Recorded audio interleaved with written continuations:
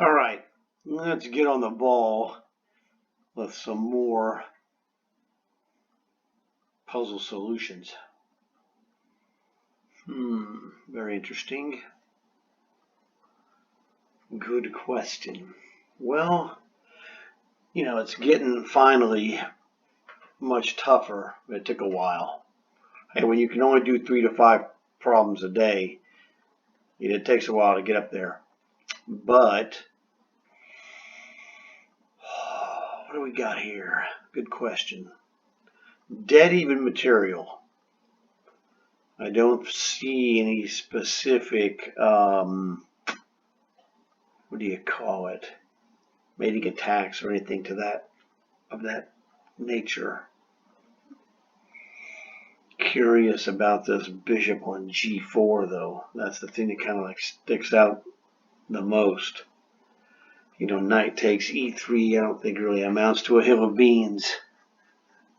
It might, but right now it's no big deal. Oh, yeah, this is easy win. The bishop on e3 is trapped.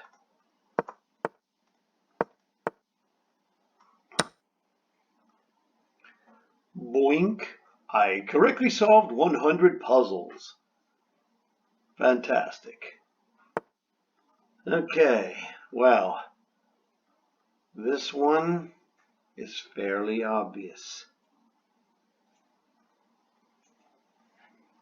We have an option of queen to c3, threatening an unstoppable mate.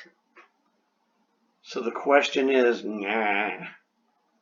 oh no, he can't stop it. I was thinking he could play queen c6, but we got two guys guarding that. He could play rook, rook to b8 check or rook to c7 check, but neither of those amount to hill of beans. He also has f6 check, but rook takes, bishop would solve that problem. Good luck, Charlie. I guess there's always a chance I would just move to king to c7 and then he would checkmate me with queen to b7 or something to that effect. Wowzers. Now, what is the deal here? This looks like so easy. Knight takes d3 check, king e2, and then knight d takes f2, and that rook is toast. We gain our piece back, and then we're just going to go win the rook. I don't see how this is a difficult problem. This is just like right there. The question is, do we take... Yeah, we can just take... I don't need to take the bishop.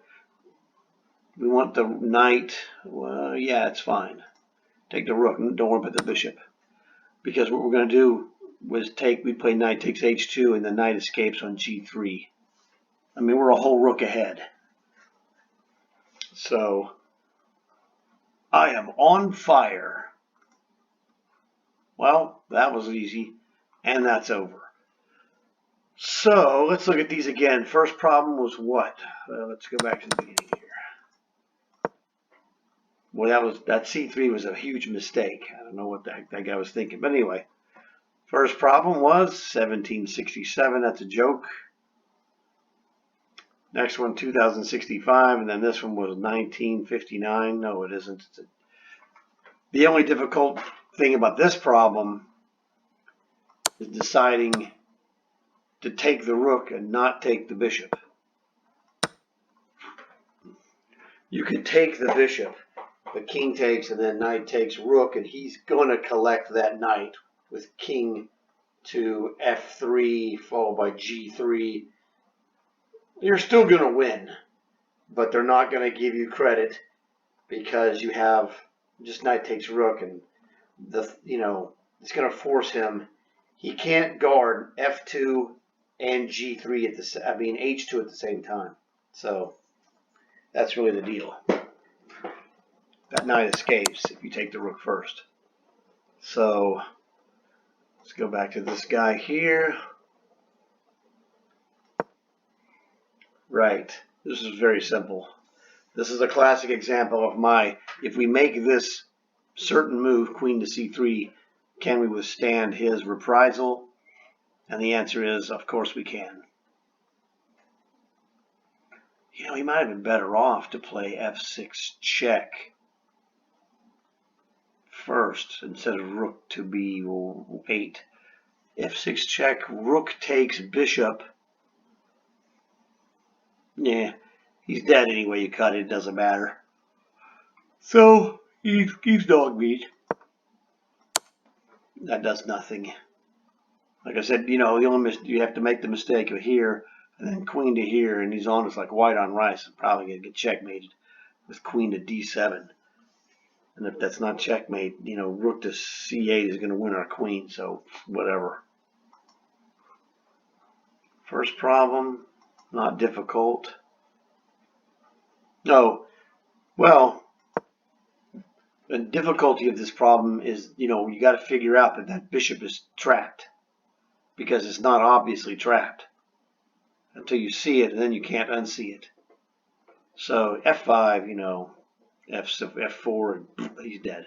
So man, that was 3 super quickies. Hey, sometimes if you're on, you're on. What can I say? So,